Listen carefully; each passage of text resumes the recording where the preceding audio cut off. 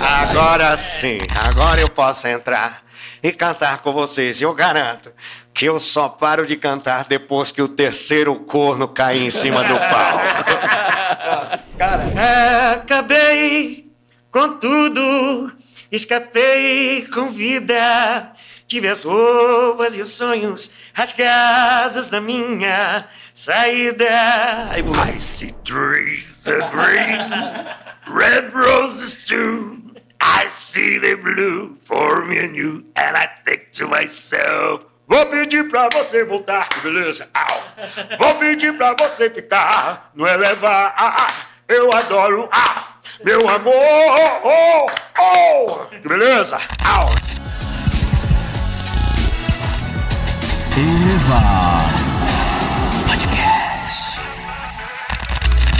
No podcast de hoje, nós estamos recebendo um convidado mais do que especial. E ele faz jus àquilo que a gente carrega como missão, que é levar a autoestima, é levar com conhecimento. E na área dele, do humor, ele é chefe. Ele é um dos caras mais conhecidos e um dos melhores imitadores do Brasil. O cara é o cara. Ele recebeu esse título no programa da Ana Hickman. E nós estamos falando nada mais, nada menos do que Marlon Rossi. Muito boa tarde, senhor. Bem, como diria o Siqueira Júnior, muito boa tarde, senhoras e senhores. Olá, vocês. Já tá valendo, né? Marlon, que alegria poder ter a sua presença aqui conosco. Nós agradecemos, assim, por ter aceito esse convite, né? Foi tão... marca, desmarca, vem, não vem. Parece aqueles bingos de festa de padroeira do interior do sítio do segundo suplente da delegacia provisória lá de Rio Novo. Desse jeito. Seja bem-vindo. Acho que o pessoal de casa já pode curtir, comentar, compartilhar essa live, porque eu tenho certeza que vocês vão rir bastante hoje aqui. Essa vai ser realmente para elevar o humor, viu? Ô Marlon, Oi. A primeira pergunta que eu queria fazer é o seguinte: quem é o Marlon antes do sucesso? Como é que começou essa sua trajetória, de repente, desde criança, até você chegar a ser esse fenômeno que é hoje? O Marlon é uma pessoa que nasceu na Fazenda Estrela, que é interior da Usina Uricuri, que é interior de Atalaia, que é interior de Alagoas, e que assim sempre foi muito descontraído, apesar de morar assim em sítio, roça ou fazenda, como é conhecido por diferentes estados, é porque a gente está no Brasil e no mundo todo.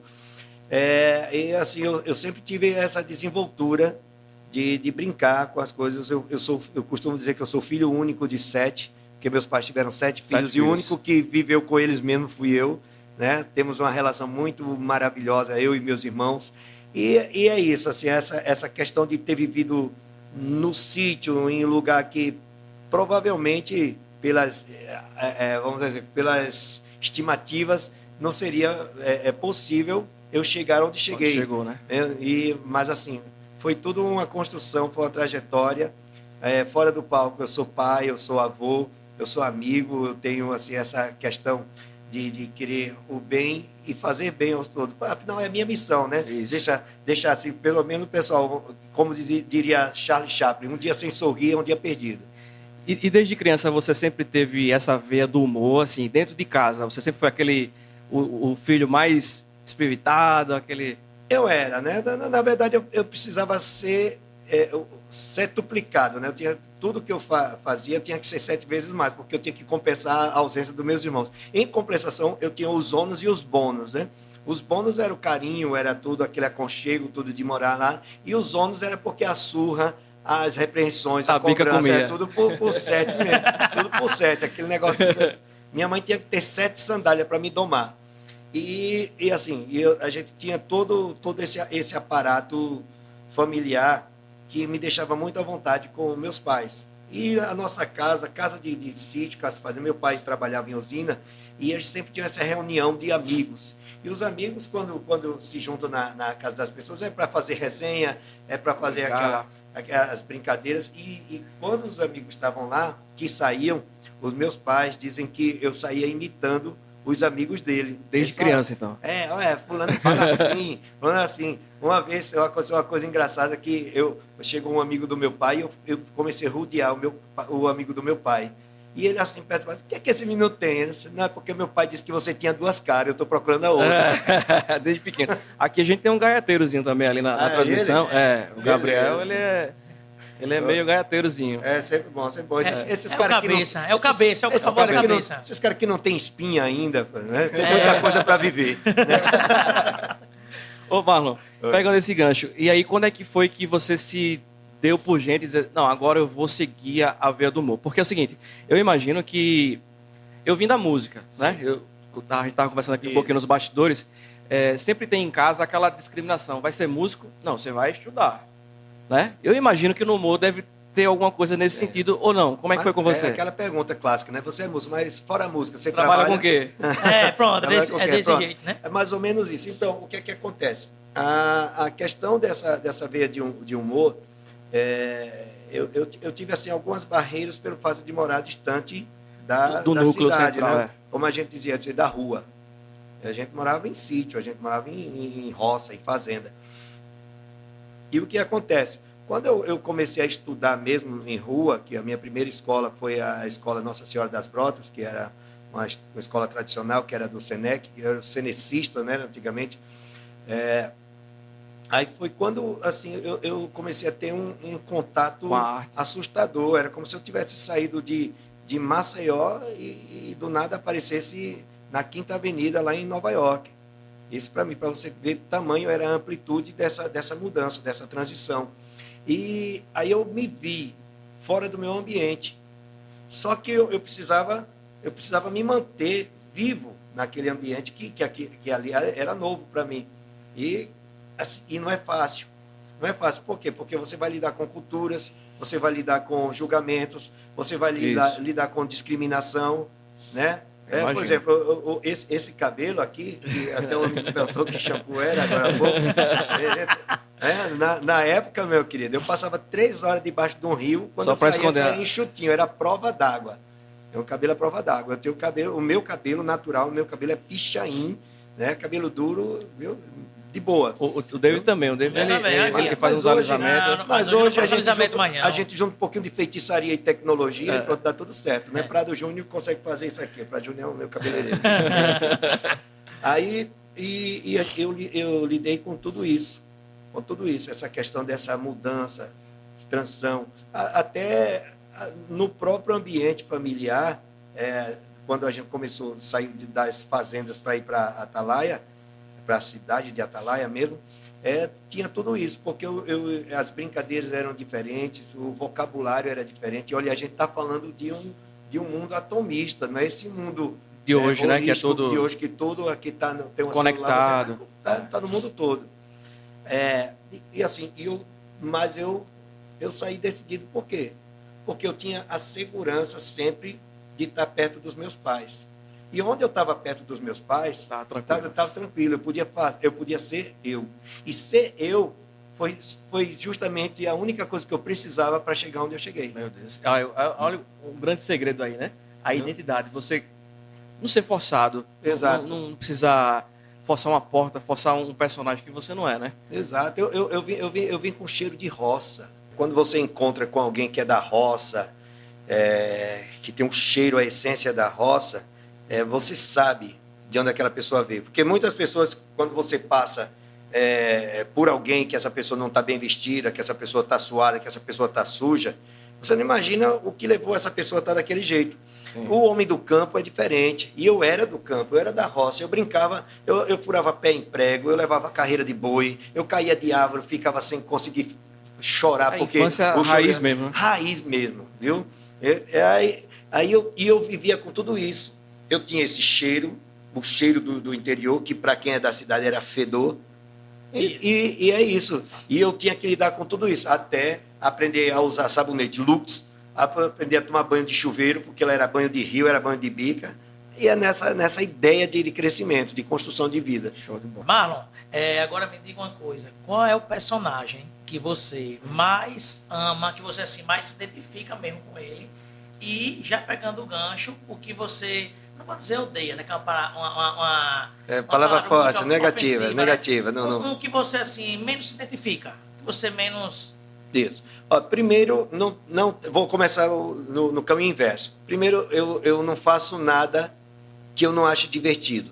Entendi. Porque tudo que eu faço, primeiro, eu tenho que me divertir, porque se eu me divirto, eu tenho uma ideia geral do que é o humor, do que é a alegria, do que é a graça. E é isso. Se isso me faz sorrir, eu tenho certeza Que vai fazer o público que vai também. fazer o povo sorrir. Entendi. Entendeu? Aham. Aí, por exemplo, aí eu evito Entendi. as coisas assim. Eu não tenho personagem que eu não gosto. Eu tenho aquele personagem que eu já fiz um laboratório com ele e não deu certo. Entendi, Entendeu? entendi. Mas eu acreditava nele. Mas quando eu vi que não deu resultado no público, Volta. eu tirei. O público Deixa, tira. deixa Por quieto, exemplo, né? hoje eu tenho um personagem que é um dos mais fortes que eu faço. Mas eu costumo dizer o seguinte: olha, nós temos uma cadeia do DNA.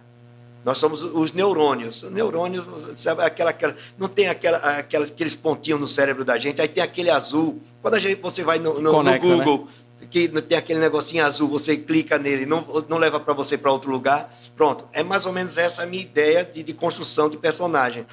E o que acontece? Tem um personagem hoje que, em determinado local, ele dá o maior estrondo, ele é o carro-chefe da noite. Mas tem lugar que eu não faço ele, porque eu sei que ali ele não vai funcionar. Entendi, entendi. Por exemplo, esse personagem é o João Gomes. É o João Gomes, eu faço O cantor de forró, o né? cantor de forró, do piseiro, forró.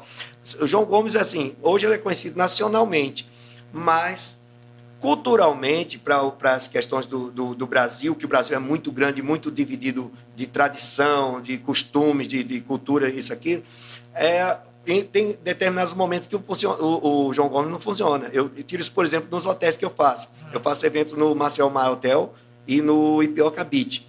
E tem público do Brasil todo.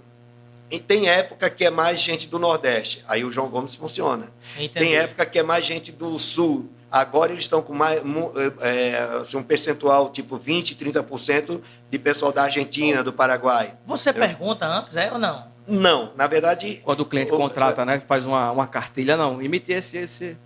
Não, o cliente, ele quando me contrata, ele passa um briefing do que é o evento. Entendi. Viu? O escopo do evento.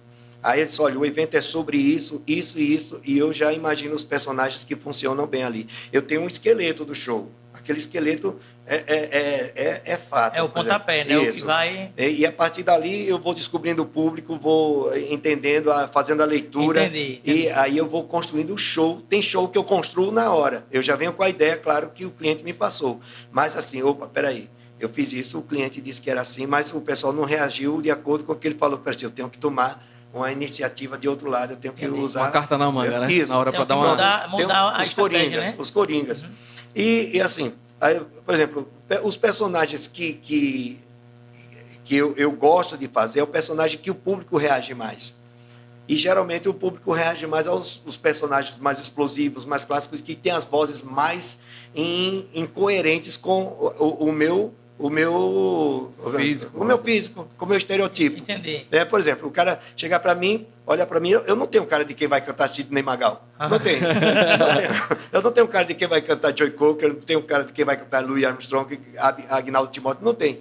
Aí esse fator surpresa é o que leva. Quando o pessoal está bem descontra, já entrando assim na onda da ideia, do coisa assim, menino! É verdade, menino. Vocês dois são meninos. Eu sei que vocês são meninos. Não nega. Não nega que vocês são meninos, que eu sei que vocês são meninos. É menino ou menino? Então, aí eu já quebro essa questão de gelo. Aí eu já lembro, quem é que não sofre por alguém? Olha, só menino reage como você reage. Ninguém canta melhor que o crioulo, menino. Aí tem esses fatores surpresa. Aí o cara chega para mim, por exemplo, eu tenho uma voz que, eu falando, ela tem um pouquinho de, como é que a gente chama? Não sei se um pigarro, assim, um arranhado. Um arranhadozinho. Aí o pessoal nunca imaginava que eu vou cantar Frank Sinatra, que eu vou cantar um Pavarotti, né? Porque você julga muito pela capa. E o bom é quando as pessoas vêm com essa... Pô, esse cara não vai dar nada, não vai dar um caldo. E eu consigo reverter essa... Eu não digo que isso é fácil, porque não é fácil. Não. Porque a gente está trabalhando com um dos sentimentos mais cheios de barreira, que é você fazer a empatia, é você fazer a partir daí você fazer o pessoal sorrir. E fluir, né, aquele Fluir. negócio. Porque sorrir até você consegue, isso, mas você faz uma coisa assim, mas você deixa... fazer o ambiente. Fazer um ambiente... Boa essa, do ambiente. Porque é o seguinte, fazer sorrir talvez seja até... Fazer rir talvez seja até mais fácil do que fazer sorrir. Entendi. Porque o rir, alguém cai na sua frente, você leva uma topada, você ri. Mas que você é para aquele momento. E o sorrir é eu deixar uma mensagem para você que depois você vai para casa, amanhã você lembra, você começa a rir. Por exemplo, eu tenho É uma essa... coisa que a pessoa fica, né? Fica, é deixar essa mensagem gostosa, é deixar Aquele endorfina, negócio ocitocina, inesquecível, viu? né? Poxa, aquela apresentação. Isso, rapaz, aquele cara falou aquilo, eu nunca tinha pensado daquela forma. Viu? E é isso, assim, os personagens, por exemplo, tem umas brincadeiras que eu faço, porque se eu fosse fazer os personagens como eles realmente são, talvez não tivesse tanta graça. Sim. Viu? Tem que dar um quê a mais, né? Isso, Uma tem que colocar resenha uma a mais. identidade, umas coisas que eu aprendi com Fernando Ângelo, coisas que eu aprendi com João Kleber, coisas que eu aprendi com Dada Escova, coisas que eu aprendi com Beto Hora. Beto Hora eu não sei, aquele cara uma inteligência artificial Ambulante. pré-histórica, só sendo, cara. Viu? Porque aquele cara é muito bom. E o que é que você coloca? Por exemplo, quando eu falo nisso, eu estou falando das incongruências musicais. Por exemplo, Elvis hoje. Qual é o sucesso que Elvis ia fazer hoje cantando Blue Sweet Shoes? Well, it's what for money, two for show, to get ahead and I'm up. Aí o que é que acontece? Eu descobri, poxa, o Elvis hoje, ele ia pegar a moda de quê? A moda do lepo-lepo. Então, Parangolé, GG, o Léo. Oxe, quer dizer, olha aqui, eu não tenho carro, eu não tenho teto, se ficar comigo é porque gosta do meu lepo-lepo. Meu lepo-lepo. Se ficar comigo é porque gosta do lepo-lepo. Pronto. Dá essa mixada, né? Isso. Sidney Magal, por exemplo, trazendo hoje o Sidney. Hoje o Sidney, apesar de sempre será o clássico que ele é, mas ele é bem caricato, né? Bem caricato. O Sidney veio para escandalizar. O Sidney, na década de 70, ele já colocava aquela calça de lycra que era mais apertada do que a fralda do Zezé de Camargo. Viu, gente? Gente. Porque quem usa calça apertada é Zezé de Camargo. Por isso que ele canta fino daquele jeito. Não, só pode. Aí o que acontece? O poder do Sidney Magal era aquela coisa, aquela sensualidade, aquela coisa, o homem se afeminar naquela época, era coisa, e foi uma técnica que o Sidney me deixou, que daqui a pouquinho eu falo sobre isso. Mas o que é que acontece? O Sidney hoje vai cantar Sandra Rosa Madalena. Sandra Rosa Madalena já espanta. 3 mulheres numa música só, né? Não dá nem para sentar, nem para quicar, nem para cair, né? Pronto. Tem que decidir. Aí o que acontece? Aí quero vê-la sorrir, quero vê-la cantar, quero ver o seu corpo dançar sem parar. Aí muda assim. Deseja todas inimigas vida longa, pra que elas vejam cada dia mais nossa vitória. Bateu de frente, é só tiro, porrada e bomba. Aqui 2 corpos não se criam, não faz história. Não sou covarde, já estou pronto pro combate. Keep calm e chega de recalque. O meu sensor de piriguete explodiu. Pega o teu ciúme. Aí a pessoa vem com a linha e corta para essa nos eventos. Isso, quebra assim. quebrou O fator surpresa é muito bom, porque o pessoal vai dizer assim, nossa, eu nunca pensei isso dessa forma. Ô Marlon, e esse laboratório, como é que você faz? Você pega aquilo que está em alta? Eu imagino assim, que tem personagens que você não tira da carteira, né? Sempre, todo show você está levando. Mas você tem esse trabalho de estar a todo momento... Atualizando, no caso. Atualizando. Tem, e isso é fundamental, viu? E principalmente nos dias de hoje. Porque é tudo muito rápido, né? Há cerca de, até 2016, mais ou menos, eu fazia um show para turista, que apesar de ser um show rotativo, toda semana era um público diferente. O que é que acontece? Mas chegava um determinado tempo que eu olhava, poxa, eu preciso trazer algo novo. O que é que está acontecendo isso aqui? Apesar de já termos a internet, já temos Instagram, já temos Facebook, isso aqui, YouTube, mas não era tão rápido quanto agora. Hoje os tá artistas estão loucos, os influencers estão loucos. E eu digo isso assim, que loucos Nos dois sentidos. Da doideira Louco, mesmo. né? Doideira e outra com crise mental.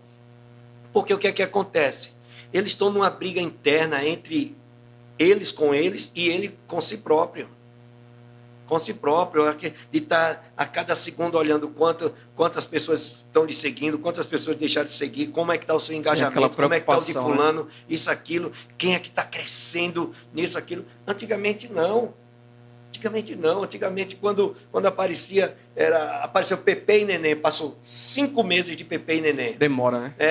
ET e Rodolfo, aí vem outra coisa, vem Mamonas Assassinas. Eu estou falando disso de uma coisa contemporânea, mas trazendo para hoje, se você for olhar hoje, você entra no TikTok, tem 11, 15 trends ao mesmo tempo. A trend do momento, são 15. Antigamente era uma trend que passava um mês, dois. Um mês, dois, Hoje, aí quem vive nesse meio sofre muito. Sofre muito. E eu tenho, assim, por exemplo, eu costumo pegar as coisas, tem uma parte do Reginaldo Rossi, que o Reginaldo Rossi é um carro-chefe também no meu show, inclusive eu tenho até o tributo ao Reginaldo Rossi, que é o Rossi Canta Rossi. Acho que essa imitação foi a que mais ele projetou, assim, né? Ou não? Estou enganado. Foi uma das que mais. Por que é que eu falo? O Rossi foi numa época que o Brega estourou no Brasil, Estourando. mais ou menos em 93, 94, por aí. O Brega tomou conta do Brasil e o Reginaldo Rossi ressurgiu com isso. E eu imitava o Reginaldo Rossi na banda, eu cantava 3 músicas. Aí, um louco lá de Capela, chamado Epifânio, inventou o baile brega, o primeiro baile brega de Cajueiro. Viu? Conhece, né? Viu? Andou Viu muito. o Epifânio, esse louco. Aí ele colocou só, vamos fazer o baile brega lá em Cajueiro. Eu tocava na banda Contágio na época. Aí disse, então, aí o baile brega, aí eu disse, tu não canta Reginaldo Rossi? Lá tu canta umas músicas de Reginaldo Rossi, pá, beleza. Isso, legal, eu cantava 3 músicas do Reginaldo Rossi, mas eu sabia muito mais músicas. Mas agitava quando começava a cantar? Muito. Já chamava a atenção. Só que eu era de lá de trás, de lá do teclado. Eu tocava e cantava teclado. Eu nunca, até então... Não era o showman. Eu nunca tinha sido músico de banda.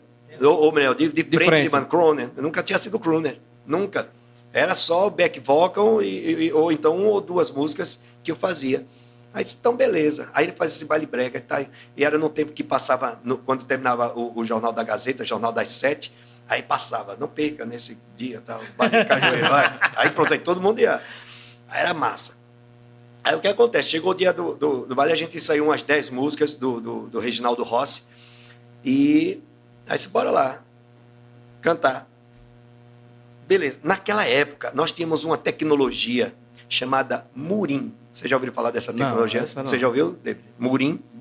É o quê? É um tipo de música, é? Não, é um tipo de tecido. Nossa, aí, Então, De música. aí o que é que acontece? O Murim, ele tinha, por exemplo, de 50 centímetros, de 1 metro, até de 2 metros e pouco. Quanto mais largo o Murim, mais importante era o baile. Sabe que a pessoa usava essa roupa? Era? Não, fazia propaganda, ao invés de colocar cartaz, o tecido. Ao invés de colocar colocar outdoor, o que era Murim. furadinho? Isso, aquele furadinho que colocava, era um pano mesmo, pintava de tinta aí fomos para Atalaia. Quando chegamos em Capela, a gente entrando, aí tinha uma placa na entrada de Capela, assim, em Atalaia, naquele trevo de Atalaia que vai para Capela, certo, dizendo assim, aí eu entendi que era Contágio, banda Contágio, e no final, Rossi. Aí só, estão anunciando, coisa assim. Eu vi um Murim largo, né? Só, é bom. O negócio vai ser bom, o show vai ser bom. Era como estivesse anunciando a gente no Domingão do Faustão. Sim. Já. Aí quando chegamos em Capela, na entrada de Capela tem uma casinha naquela praça antes da ponte, que aquela casa era disputada por quê? Porque a parede daquela casa era o maior outdoor, do lado direito. Era o maior outdoor que existia na região. Aliás, grandes festas ali, o cara alugava, o cara vivia só de alugar aquela parede. Depois veio o clube, não foi? Que o clube era naquela rua direto, não era até o final. Tinha um dia direto no final e tinha também o clube voltando, né? O capelense. Esse clube tem uma pracinha, né, na frente, ou não? Rapaz, eu lembro de um clube de Capela. A Capela todinha tem a praça na frente. Capela é uma Pronto, praça. é isso mesmo. Capela foi feita ao redor da praça. Pronto. Aí, Os capelenses agora vão hatear o vídeo. Aí, mas eu tenho muitos amigos em Capela. Capela é muito importante na minha vida. Aí tá certo, beleza. Aí tava lá naquele. Disse, olha, a gente nessa questão de. Porque até então era só sui generis, era Lordão, era circuito musical. Vocês nem imaginam do que eu estou falando. Estou falando das maiores bandas. Terríveis, Glaucio Costa. Gente, era Tuaregs, era banda, cada banda. Aí, beleza. Aí, original, não sei o quê, Rossi, e o ônibus passando, né? Quando a gente entrou em Cajueiro, aí tinha uma faixa do tamanho, era o tamanho do outdoor. Hoje, o primeiro baile brega de Alagoas, com a presença do primo original de Marlon Rossi. Eu nunca tinha visto esse título no mundo. Eu já vi título na Lei Rouanet. Qual é o seu talento? Não, eu sou amigo do cara que é o curador e o talento do cara é esse. Não, eu namoro com a menina que... eu faz nada. Qual é o seu talento? É ser amigo do secretário. Aí passa na Lei Rouanet. Aí é massa. Aí que eu olho assim, o primo original... Aí, quando eu olhei lá embaixo de nome Reginaldo Rossi, tinha Marlon Rossi. Até então, eu era só Marlon. Foi daí que surgiu. Aí eu sou... Peraí. Aí, quando chegou lá, ô Epifânio, como é esse negócio? Eu disse, não, olha, a gente vai colocar você lá no hotel, você só vai aparecer na hora do show. Só a banda que vai tocar antes e depois vai me acompanhar. Não, a gente dá um jeito, a gente vai trocar de roupa de você. Mas chegaram nem ensaiar. Não, a banda já estava pronta, só que eu me preparei para tocar. Aí o que acontece? O irmão do baixista fazia algumas coisas de teclado, né? Aí ele começou a fazer... Aí pintou o caos. Aí o que acontece? Mas eu digo uma coisa para você. Quando você tiver uma oportunidade, preste atenção nisso que eu estou falando, que isso é importante. Quando você tiver uma oportunidade que você tem a certeza que você não consegue, mas que é uma grande oportunidade, pegue. Aprenda fazendo, mas não deixe ela passar, não. Mesmo que você não saiba, aprenda fazendo, mas não deixe ela passar. Talvez ela não volte mais. Talvez ela não volte mais. Aí o cara disse, mas beleza. Começamos o baile, eu lá no teclado, a banda tá com a cara do safado lá, todo. Aí só pensando, tá chegando a hora. E parece que quando a gente está para cumprir uma missão grande, parece que a hora voa, né? Mas você já tinha pensado no personagem, na caracterização? Não, a ideia da gente era eu cantar de lá do teclado. Teclado, entendi. Aí, o que foi que aconteceu? Eu disse, olha, agora o Epifânio, você me paga por esse bem tão grande que você fez na minha vida. Viu? Aí ele chegou e disse, olha, agora tu some. Aí ele assanhou meu cabelo, me deu outra roupa, uma roupa preta. Eu nunca tinha fumado, nunca tinha bebido na minha vida. Ele me deu um copo de uísque e um cigarro. Meu Deus do céu. E o microfone? Como é que eu vou pegar o microfone? Aí ele pegou, botou o cigarro aqui. Explicou. O Epifânio, ele pensou em tudo. Aí botou o coisa aqui, lá vai eu aqui, eu todo atrapalhado. Aí disse, e agora? Aí a banda... Cada toque desse era como se fosse... Uma flechada. Uma flechada. E agora? Aí eu disse, a primeira coisa, eu quero ouvir pianinho. Meu Deus. Aí, boa noite, Cajueiro. Aí o povo, boa noite, mentira. Eu esqueci de dizer. Olha, eu já louco, tomei uma lapada de uísque pela primeira vez. Meu Deus.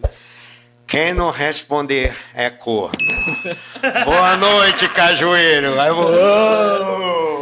agora sim, agora eu posso entrar e cantar com vocês. Eu garanto que eu só paro de cantar depois que o terceiro corno cair em cima do palco. Cara, sabe aquela inspiração que vem do nada, sem explicação? Pronto, foi disso. E nesse momento, assim, foi um estouro esse show. Nesse meio do show, a gente tocou Adelino, a gente tocava Amado Batista, tudo com a voz de Reginaldo Rossi. E o povo doido, eu com a camisa aberta até aqui, eu todo destreinado. Tinha hora que eu esqueci, eu estava cantando com a minha voz. Tinha hora que eu bebia o cigarro, fumava o uísque. E foi assim que, aí a partir daí eu fui fui batizado como Marlon Rossi. Marlon Rossi. Eu pensei que era de carteira mesmo, de Não, deputado, né? não. O meu termina com Vitor. É. Marlon, a gente, fazendo a prévia, você falou sobre as bandas, né? Uhum. E aí que você era tecladista. Então, o seu início na arte, vamos dizer assim, foi através dos grupos musicais. Isso. Eu aprendi violão, tocava violão, depois comecei a aprender a tocar teclado. E em Atalaia nós criamos a primeira banda, a primeira banda que eu participei, né? Até então eu só fazia o quê? Eu só fazia piruá, banda, que a gente era peru de banda. Peru de banda. Peru de banda, eu era peru de banda. Esse aqui já lá. fez muito isso. Eu ficava lá, só vendo os ensaios, só vendo os ensaios e cantando junto com o cantor, só do lado. E ninguém me dava oportunidade. Mas assim, toda vez que eu tinha oportunidade de cantar em qualquer lugar, isso já estou falando, voltando agora, fazendo um backstage aqui, um flashback, na verdade, para Fazenda Estrela, Usina Oricuri. Porque eu trabalhava na... É café, dá licença. Eu não vivo sem café. Vê se tá bom aí. Obrigado, Se tiver, obrigado a toda a produção. Já reclama ao vivo já aqui para eles aprenderem. Como é o nome da moça do café? É a Jota. É a Jota, é a Jota. A Jota, oi Jota.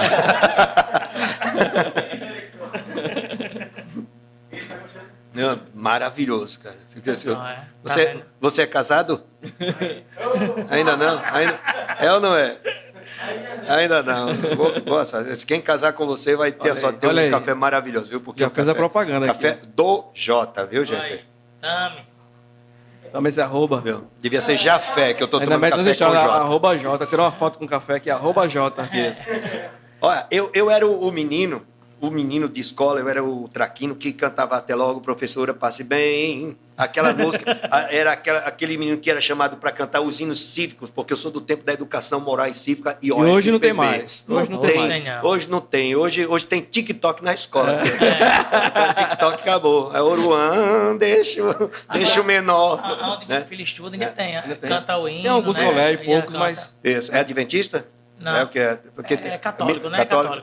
Então, sempre tem uma veia religiosa que leva para isso. Isso é bom. Bom, a escola, eu sou muito a favor da escola católica, a escola evangélica, a escola militar. Sou a favor. Sabe por quê? Porque lembra a sua raiz também, é isso? Lembra a minha raiz. São coisas de princípios. Isso. São coisas que facilitam muito a vida dos pais. O que é que está acontecendo hoje? Hoje o pai está mandando o filho para a escola e transferindo a responsabilidade para lá. Aí a escola, tudo bem, os professores são os mesmos, as mesmas didáticas, os mesmos procedimentos, mas o caminho até a escola é outro. É outro. Isso. Né?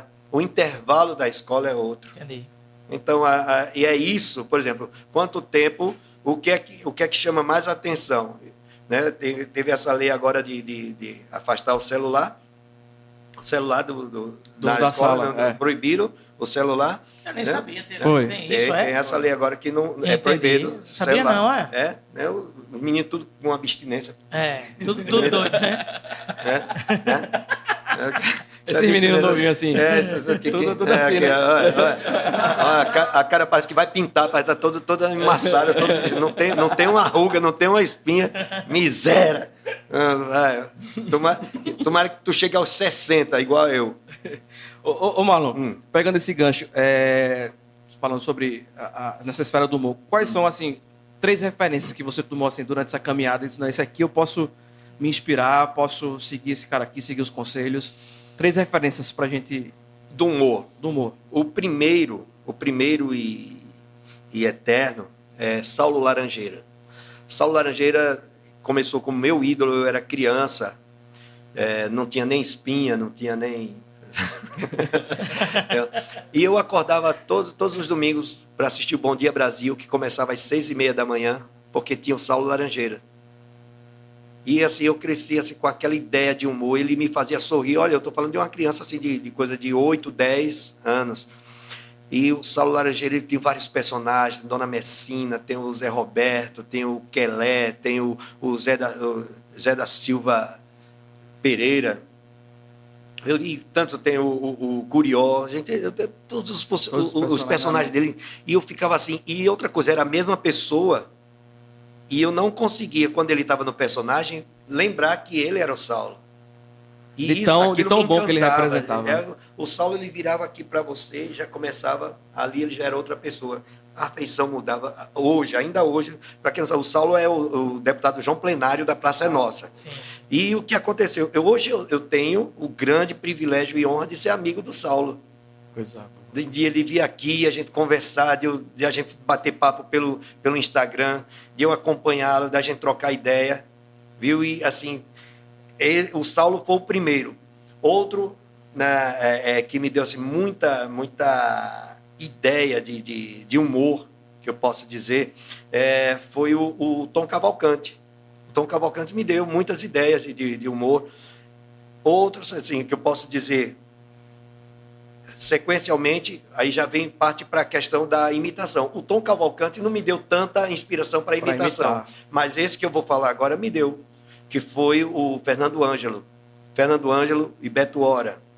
Fernando Ângelo e Beto Hora são duas pessoas que eu coloco assim, de uma qualidade, de uma competência incrível. E de posicionamento de palco, que eu coloco assim, Renato Piaba. Renato Piaba, que é um baiano. O cara é muito bom. O cara pensa, ele é um ladrão de ideia da gente. O Renato Piaba é um ladrão. Você, tá na Piaba, frente, né? você é um ladrão de ideia, porque quando você fala as coisas, você diz, rapaz, eu queria ter pensado isso. Aí você roubou essa ideia, porque ele é muito bom. Tava na nuvem, ele já baixa, né? Ele invade, ele é um hacker. É um hacker. É um hacker. Aí o que acontece? Tem essas pessoas. Todo mundo tem suas referências, né? E essas pessoas me ensinaram a observar o que é legal hoje para fazer para o público de forma decente, com princípios e engraçado. Show de bola. Então, agora deixa eu perguntar uma pergunta a você, que é um pouco... Perguntar uma pergunta é bom, né? Eu gosto. Eu gosto desse. Continua. Eu gosto desse gerúndio. Vamos lá. Deixa eu fazer uma pergunta agora a você. Me diga a questão, se você tivesse que dividir o palco com alguém, ou vivo ou morto, né? Você não, você é vivo, né? Não tem como dividir com ninguém morto também, nem o cara já morreu. Mas quem seria? Shaolin. E era. Era. Acho que Shaolin seria O Shaolin foi um acidente. Foi, ele teve acidente, passou um tempo mal, mas eu acho que... Um tempão ele passou, não foi hospitalizado e não... O Shaolin seria o maior desafio que eu poderia ter em estar no palco ao mesmo tempo. Né? Dividir. Mas você também não chegou, você chegou a conhecer ele? Cheguei. No começo do concurso, ele era o presidente da mesa, do jurado. Viu? O Shaolin, na época que aconteceu aquela fatalidade, o Shaolin, na minha opinião, era o maior humorista. Na verdade, que eu posso dizer, o Shaolin foi o maior humorista regional que teve no Brasil. O Shaolin cantava, dançava, interpretava, imitava, ele invadia a intimidade da gente para fazer a gente sorrir. Eu acho que até hoje está difícil. Assim, nós temos clássicos, tem Costinha, tem Ari Toledo, nós temos o próprio Tom Cavalcante, nós temos tantos e tantos. Mas eu estou falando assim de artistas completos. Né? Você é o melhor no stand-up, você é o melhor nisso, você é o melhor naquilo. Mas assim, eu acho que o Shaolin seria o cara que eu queria estar no mesmo palco. Para acenar, né? Daqui a pouquinho a gente vai falar também sobre o concurso, né? O maior imitador do Brasil que ele ganhou, e também das aparições que ele teve em alguns programas de nível nacional. Daqui a pouquinho a gente vai falar sobre isso. E aí eu queria fazer uma pergunta, qual a imitação mais difícil que você já fez? Você acha, poxa, essa daqui foi difícil, mas eu consegui pegar as nuances. Olha, a imitação mais difícil para acontecer foi a da Tina Turner. E é até uma coisa interessante, eu conto isso inclusive no meu show, a construção de personagens. A Tina Turner eu passei cerca de 5 anos tentando imitá-la. Misericórdia. E sabe como eu consegui? Tentando imitar Dercy Gonçalves. Oxi. Foi. Eu fui imitar Dercy. De repente, quando eu estava imitando Dercy, aí começou a call, I miss my husband. You come to me, run away. Who can you be? Give me everything. Aí veio, Foi-se cara. embora. Tem Ela uma... também tem uma caracterização, né? No seu show. Tem. Não, olha, tem agora eu consegui me livrar muito dessa questão de caracterização. Hoje eu tenho os personagens que eu faço, eu pego um detalhe, mas antigamente, se eu fosse fazer Calbi Peixoto, eu vestia uma calça brilhosa, eu botava aquele babador, aquele babado, né, na verdade, e colocava anel, assim, era cerca de 8 peças para montar o Calbi. Hoje eu faço Calbi com uma peruca e um lenço, é o mesmo Calbi. Mas também porque eu acho que a sua identidade, o pessoal já, né? Já leva para aquilo. Já leva para... Isso, quando joga assim, por exemplo, por que eu faço tantos personagens antigos? Vamos dizer assim, o antigos também é uma palavra assim que diminui, clássicos. Porque eu aprendi com tinha uma banda, Ray Conniff, uma banda de instrumental. Essa não é do meu tempo, não. Essa aí, e o que acontece? Ray Conniff, se você pesquisar, Ray Conniff foi o cara que mais vendeu disco no mundo. No mundo ele tinha uma orquestra. E qual era o segredo do Ray Conniff? Ele disse, eu só toco clássico. Aí quando o cara fala clássico, vem aquela ideia de quê? De sinfonia, de Beethoven, de Strauss, né? de Mozart. Não. O que é o clássico? O clássico é o que todo mundo conhece. O popular. É o popular. O clássico é o popular. Se eu disser para você, me diz um clássico de Raul Seixas. Sociedade Alternativa. Pronto. Me diga um clássico de Roberto Carlos. Essa música aí. Detalhes. Um clássico de... Vamos trazer até para mais próximo. Um clássico de Legião Urbana. Pais e Filhos. Pronto. Você conhece? Essa é a música que, se você tocar, onde você tocar, todo mundo vai lá. É isso. Você atinge o público, né? Exato. Aí o que é que eu faço? Eu faço aquela mistura do clássico com o incongruente, aquilo que seria inaceitável, por exemplo, o Calbi Peixoto cantando Dança da Motinha. Né? O que Fernando Ângelo fez, né? Aguinaldo Timóteo, ou melhor, Nelson Gonçalves cantando Dança da Vassoura. Diga onde você vai, que eu vou varrendo, vou varrendo, vou varrendo, vou varrendo. É isso. Eu sabia o que, ó? Segure o tchan, aí o tchan, segure o tchan, tchan, tchan, tchan, tchan. Só Fernando Ângelo para... Claro que com as ideias de Deto Costa, né? É isso, essas ideias que a gente tem que ir juntando para a construção do show. Do personagem, né? Uhum. Ô Marlon, você acha que o humor, nos dias atuais, ele está mais chato, está mais sensível? Porque com a expansão das redes sociais, né? Ficou muito essa questão dos grupos, né? E a gente vê muito que, muitas vezes, quando uma piada ela é mal colocada, um grupo leva para um outro lado. Você acha que isso, de uma certa forma, contribuiu de forma negativa para o humor? Olha só, o humor, ele continua o mesmo. Agora, a percepção do humor é que é outra. É que hoje, por exemplo, as pessoas conseguiram convencer as outras, ou até mostrar o que era agressivo, mas que era suportável na época. Vamos lá, hoje você contar uma piada que fale de racismo, você uma piada que seja discriminatória, que há anos atrás teria um vocabulário compatível com a época.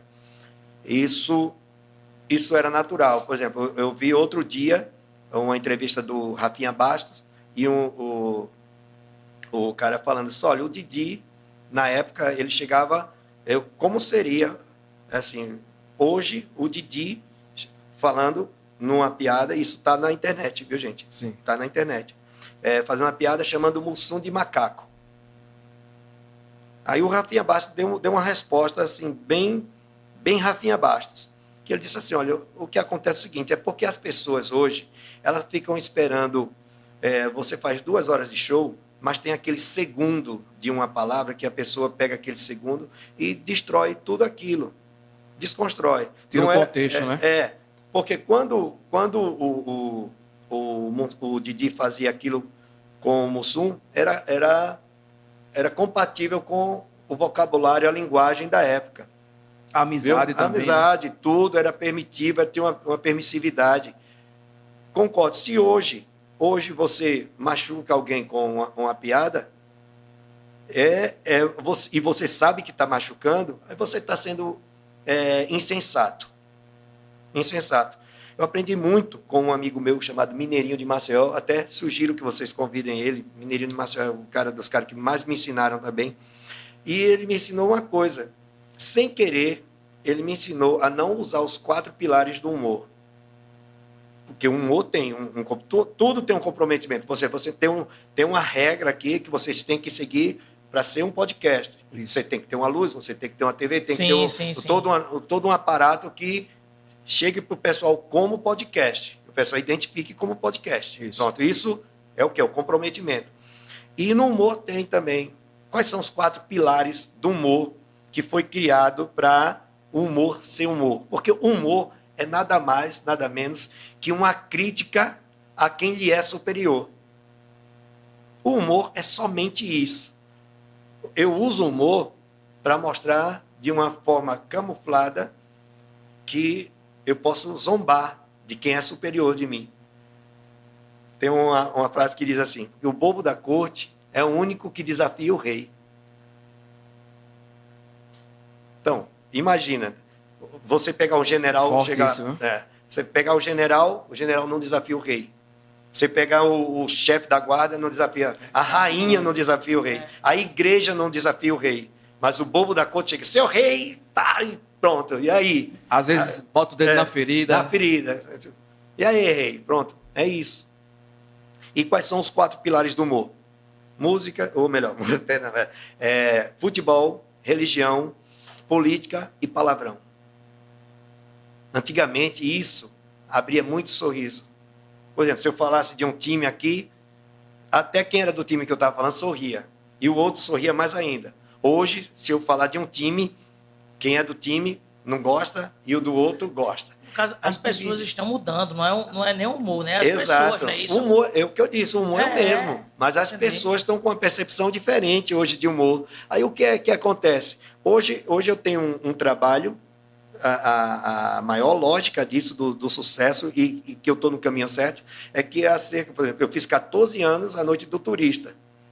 Eu fiz 14 anos a Noite do Turista. E eu aprendi assim, a ter um vocabulário, eu aprendi que eu tinha um vocabulário compatível àquele momento. Por quê? Porque na Noite do Turista iam famílias, iam crianças, isso, aquilo. Sim, sim. E isso me levou para os hotéis. Por exemplo, eu fiz 12 anos de Hotel Salinas, eu fiz 13 anos de Hotel Salinas Maragogi, fiz 11 anos de Hotel Salinas Maceió. Hoje faço Maceió Mar Hotel e Pioca Beach. E eu vejo as crianças logo na linha de frente, viu? E qual é a pergunta que mais acontece? Nesse show tem muito palavrão? Aí o pessoal diz, não tem nenhum palavrão. Não tem nada assim. Olha, você vai e você assiste. Porque assim, o hotel é o feedback mais rápido que você tem. Porque se o pessoal se sentiu agredido, ofendido, no mesmo momento, ele já sai de lá, já vai na recepção. Diz, olha, aconteceu uma coisa que me deixou constrangido.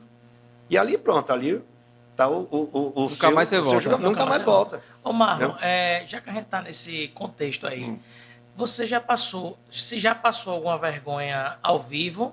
E se sim, qual? Caso você possa contar, né? Caso não, só dizer sim, se passou ou não. Passei.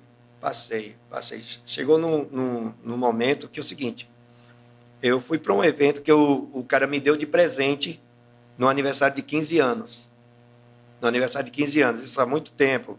Eu digo até quem foi que me deu, porque essa história eu já contei em outros lugares. Eu tenho um amigo lá em União dos Palmares que chama Adeildo da Farmácia. E ele era padrinho da moça que estava fazendo aniversário de 15 anos, que é de uma grande loja daqui de Maceió. E, tá certo, quando eu cheguei lá, aí o que acontece? A festa era muito clássica, era festa de 15 anos, e a minha linguagem, eu não era tão maduro quanto hoje. Entendi. Viu? Mas o que é que acontece?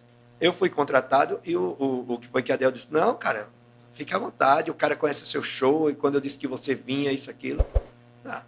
Só que o cara começou, quando eu cheguei ao show, aí o cara disse, eu não quero que você toque isso, não quero que você toque exatamente somente o que eu tocava. Somente o que eu tocava. Aí fica difícil, né? Aí eu disse, olha, eu tenho um repertório muito vasto. O que você pedir de estilo de música, eu canto e toco aqui. Agora é o seguinte, cantar exatamente o que você quer fica mais complicado. Não, olha, eu quero que você cante essa música, eu quero que você cante essa. É isso, bem assim. Aí, tudo bem. Aí eu comecei o show, e aí quando eu comecei o show, aí eu disse, olha, eu tenho um repertório, se o seu público não estiver gostando do show, então você me avisa, porque aí eu mudo, eu vou para outra tangente. Sim. Mas de lá, de onde eu estou, eu vejo melhor que você. Isso. E realmente eu vejo melhor que você. É verdade, né? Eu disse. Aí o cara disse, não, tá certo, mas vamos ver no que é que dá, né? Aí tá certo. Quando saiu, eu liguei. O cara já contrata nessa energia. Já contrata. Adeildo, aconteceu assim. Ó, vou dizer uma coisa. O trabalho que eu tive para montar o meu equipamento é o mesmo trabalho que eu tenho para retirar e voltar. Aí, não tire assim, e fique aí. E fique aí. Você vai fazer esse show. Porque o aniversário não é dele. E outra coisa, quem pediu para você ir foi aniversariante. Aí, no caso, esse que estava falando... Era o irmão da aniversariante. Irmão da aniversariante. Entendi. Aí, subi no palco, eu cantando, o pessoal já... todos se ambientando, e todo mundo se divertindo, dançando.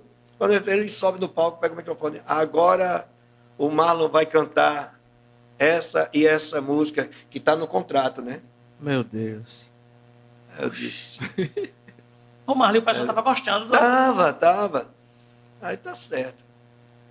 Eu fiz o evento, eu sabia as músicas que ele pediu. Sabia, toquei. Aí, quando deu a hora de terminar, terminei. Aí o pessoal queria mais. Até ele veio. Não, bicho, toca aí mais meia hora. Eu disse, não, bicho, eu não posso, não vou estragar sua festa. Não vou estragar sua festa. Saí. Quando foi, aí eu sentei um pouquinho com... Aí lá vem ele, bicho, parabéns. Isso, ele com maior gentileza. Isso aqui, ó, tal dia você... Olha, escuta uma coisa. Pode ser que eu me arrependa do que eu vou dizer. Mas para você... E onde você estiver e que você estiver organizando, eu não trabalho mais. Só 2 pessoas eu disse isso. Só 2 pessoas. Uma foi para ele e outra foi para um salão de festas que tem aqui. Viu que com esse evento do Pinheiro foi um dos primeiros salões que negaram água para os meus assistentes. Misericórdia. Negaram água. Meus assistentes foram. Esse aí abraça a equipe, né? Isso negou para o seu assistente, negou para você. Negou para o assistente. E aí, o que aconteceu? Aí eu disse, eu nunca mais toco aqui. Nunca mais. Olha, o que parecia uma coisa, só aparecia contrato para lá. Só para lá. Para não, ali eu não toco. E ainda fazia questão de dizer. E a dona soube. Eu disse, depois, como foi que isso? Foi você mesmo que negou. Não venha não, foi você. Aí... Quando foi um dia, eu estudava com um amigo de faculdade, né? Aí o casamento dele foi lá, nesse local. Nesse salão. Aí esse rapaz, eu cheguei para ele e disse, olha, o que é que acontece? Eu não toco ali. Eu disse, mas rapaz, as coisas assim, olha, eu vou tocar lá, por você. Mas eu garanto a você que eu vou chegar lá na hora, vou fazer tudo, vou fazer o show, porque é por você. Mas senão, não tocaria, não. Nesse salão, no caso, E né? fiz questão. Teve um dia que eu lavei a minha alma. Teve um aniversário aqui, que é um dos maiores aniversários de uma grande amiga minha, e ela estava lá. Aí, quando foi, ela, na mesa, aí disse, fulana, isso, aquilo. Aí disse, pô, que você agora me diga, quando é que você vai me dar a honra de tocar no meu lugar de novo? Eu disse, nunca. Nunca. Você não sabe que eu não vou tocar? Rapaz, você negou água para os meus assistentes. Quero um copo d'água. No dia que você chegasse lá na minha casa, pedisse um copo d'água, eu ia lhe dar prato feito, cama quente, dormida, e você ia ser bem recebida. Água. Isso na frente dos amigos dela. Pronto. Acabou. Ali encerrou o assunto. Ô, Marlon. Nunca e- mais, nunca, Nunca mais. mais. Essa daí foi negar água. Ô, Marlon, eu imagino que o humor, ele tem um papel até espiritual. Sim. No sentido de que, de repente, você pode encontrar muitas pessoas, né, que estão passando por lutas pessoais. Isso. Você tem alguma história, assim, de que um show seu, uma apresentação sua, alguém chegou, poxa, eu tava assim, tava passando por isso, Muito. e Na depressão, muitas vezes, né? Pegou por causa de depressão. eu te assisti e parece que foi uma virada, assim.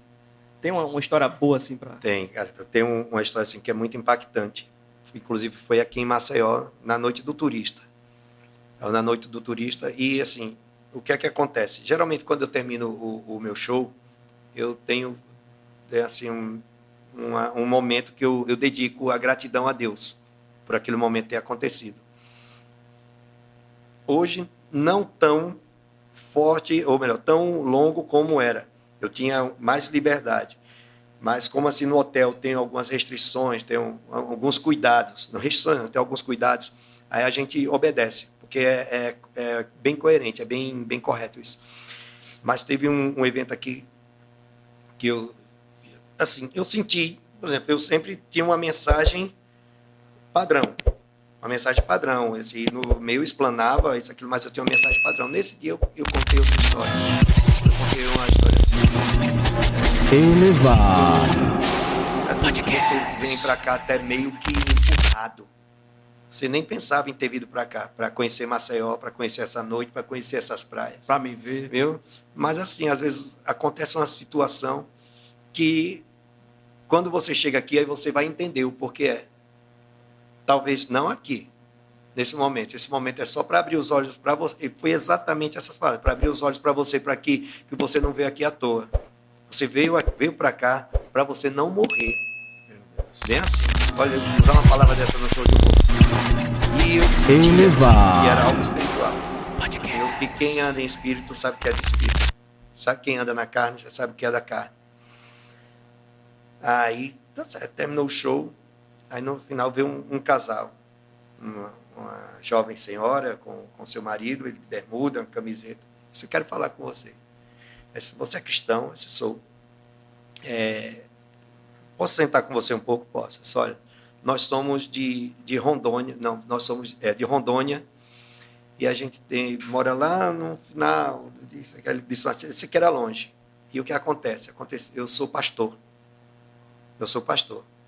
E o que acontece? Eu estou aqui porque alguns membros da igreja se reuniram, porque aconteceu um problema muito grande, e a gente estava decidido a parar com a carreira ministerial.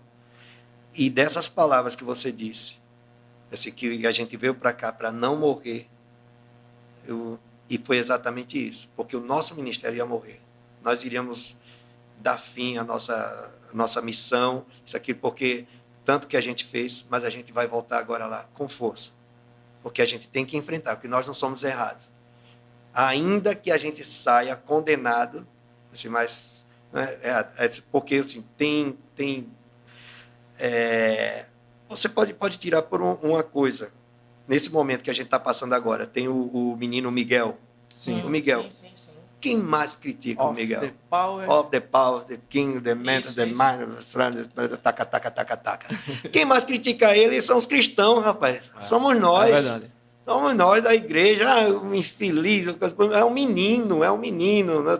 Se ele está sendo comandado, se ele está sendo. Se ele está vislumbrado com essa questão. Com a mídia, com a mídia. Dinheiro. Mas quem mais condena ele somos nós cristãos. Somos nós que pregamos o perdão.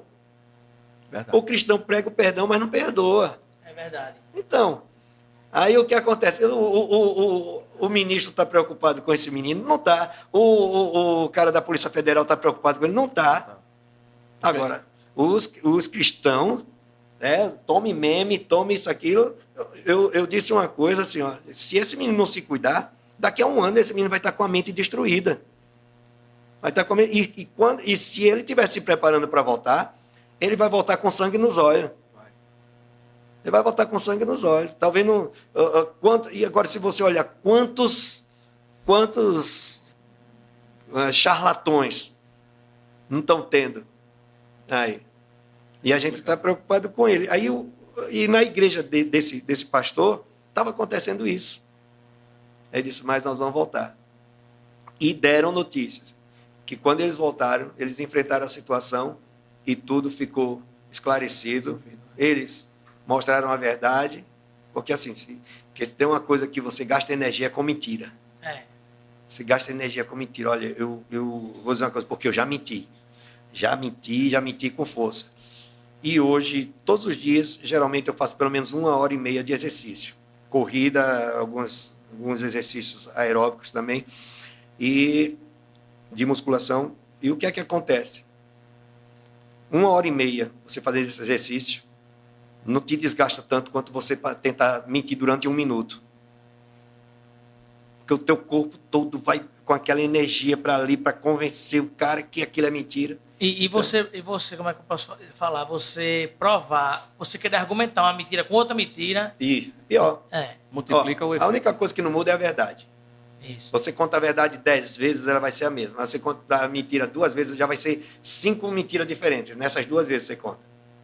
Desse jeito. E, Marlon, pegando esse gancho que a gente começou a falar sobre... Porque assim, Deus tem a sua forma de atuar, né? Uhum. Então, ele pegou uma apresentação sua para trazer um direcionamento ministerial para um pastor. Sim. E aí, como você já relatou aqui, que você é cristão, nós somos, graças a Deus. Amém. Você já teve esse embate pessoal no sentido de que muitas pessoas acham o humor, quem é cristão não pode ser humorista, assim como acontece na música, né? O pé cristão na igreja, não pode cantar no secular. Como é que é isso para você? Se você tem isso resolvido dentro de você? E, enfim. Hoje eu tenho, mas durante um bom tempo eu ficava muito afetado em ver os irmãos super santíssimos, né, blindados, que nem criptonita de Jesus abalava eles. Mas assim, eu precisei ter uma experiência com Deus para me livrar disso. Porque até então, assim, porque tem muito disso da igreja, o gesso da igreja.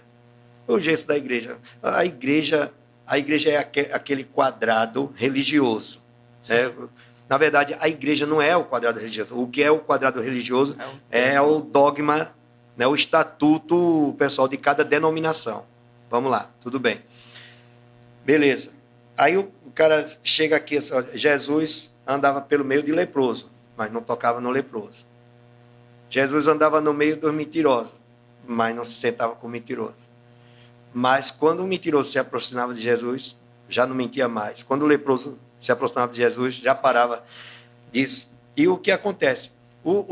A igreja, ela prega isso. A igreja prega cor, tamanho de roupa, cor de unha. Assim, tem até uma brincadeira que um presbítero colocou uma peruca, né? Aí todo o conselho da igreja se revoltou. Aí chamou, a gente vai disciplinar o irmão. Mas por quê?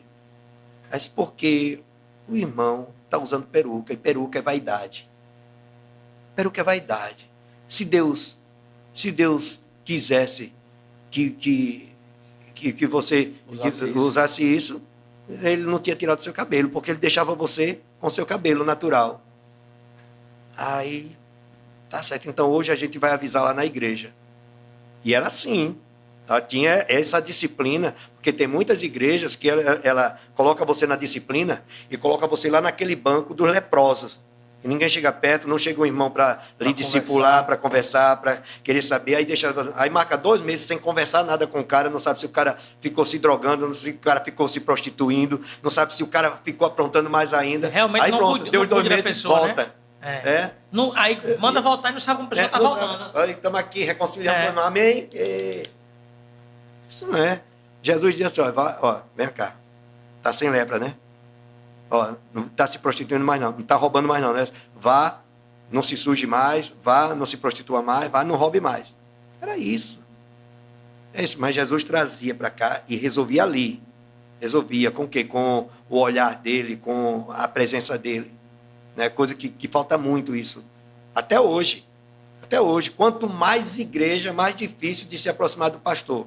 Ou quanto mais membro, mais difícil de se aproximar do pastor. Porque é um pastor para 1000 pessoas. É verdade. Né? Pastor para 1.000 pessoas. Quando é uma igreja de 30 pessoas já é problema, uma igreja de 20. E o que acontece? Voltando na minha parte, aí eu tive uma experiência com Deus, aí no dia que eu fui desistir, acordei determinado. Porque os irmãos disseram, como é que o irmão está falando em línguas aqui?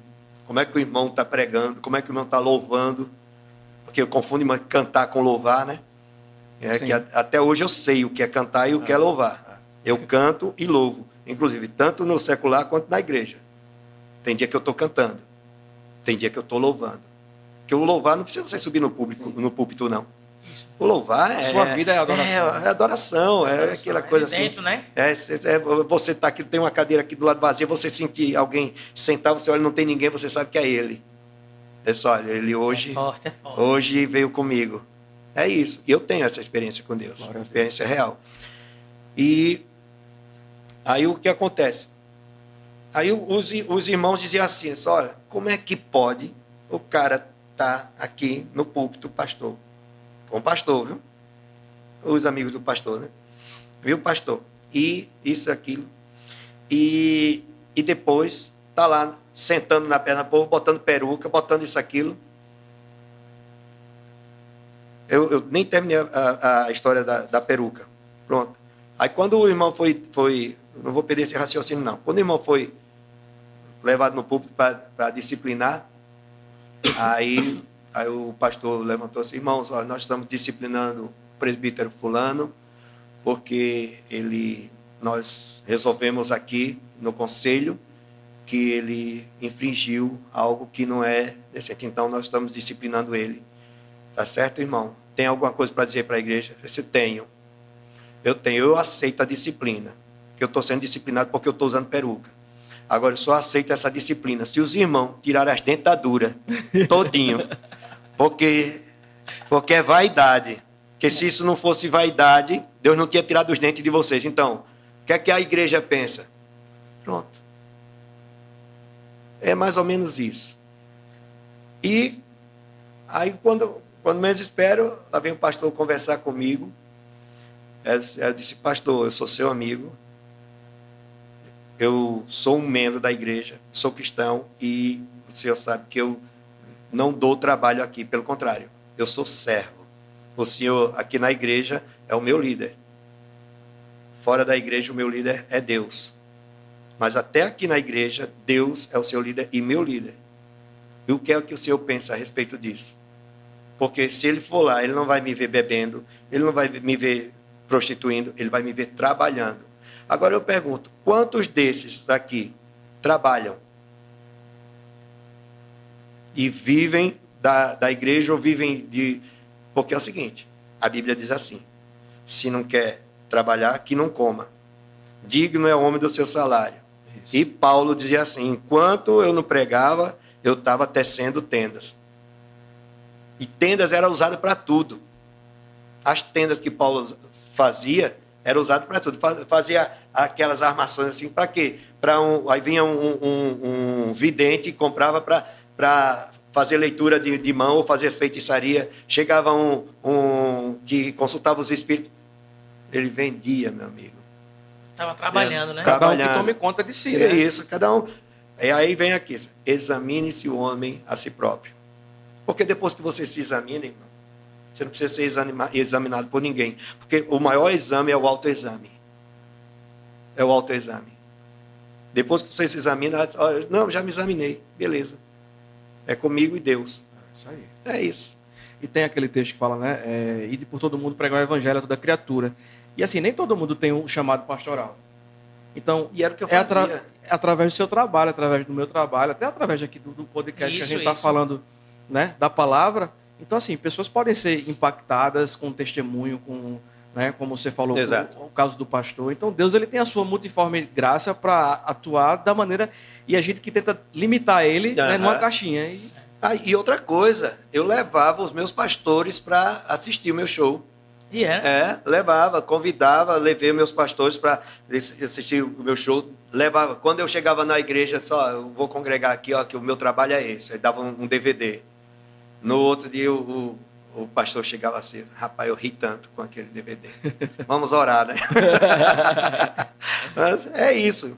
A nossa vida, mas hoje em dia, o mundo secular e o espiritual, ele está muito simultâneo, está muito equilibrado, assim. Hoje você tem a oportunidade, aquilo que você falou, o pastor Zeneco, na época que era vivo, ele chegou para mim e disse, meu irmão, você vai onde eu não posso ir. Porque eu tinha essa palavra final. É se você vai onde eu não posso ir. Eu consigo mandar alguém daqui para a África, mas não consigo mandar um irmão com a Bíblia no braço para onde você está fazendo show e dizer, para tudo que eu vou falar sobre Deus. Isso aí. Isso aí, é foda. Eu tô aqui, imagina você falando e eu tô aqui só mastigando, né? Mastigando. Querendo ou não, você leva a palavra de Deus, né? Isso é a mensagem aonde você está lá. Perfeito. Perfeito. Isso não quer dizer que eu sou o lindo, sou bonitão, estou com o céu garantido. Beleza, eu estou querendo isso. Mas, assim, é durante todo o tempo. Ser fiel até a morte, meu filho. É verdade. Até a morte. Não ser fiel 15 anos está garantido. Não, até o talo. Até o talo. Até chegar lá. Isso Marlon, aí. já falamos de muita coisa da sua vida, dos shows, dos personagens. Chegamos agora no concurso. Opa. O maior imitador do Brasil. Como é que foi chegar lá? E conta aí pra gente como foi esse processo, a seleção, como é que aconteceu. Cara, eu vou te contar uma coisa assim, muito particular. O que é que acontece? Eu tentei 5 vezes o show do Tom. Sim. Nenhuma das duas das 5 eu consegui. Nenhuma das 5 eu consegui. Nenhuma delas. Aí o que acontece? Na 5ª vez, eu disse, também eu nunca mais me inscrevo em programa nenhum. Foi eu dizendo isso, acredite. No outro dia, quando eu acordo, vem aí o concurso do maior imitador do Brasil. Eita, vai, sai de mim. Para trás de mim, para trás de mim, para trás de mim. Juro a você, para trás de mim. Aí pronto, aquela agonia. Aí, faça a sua inscrição, entre no site da Record, isso, aquilo, e passando tudo aqui, para escutar.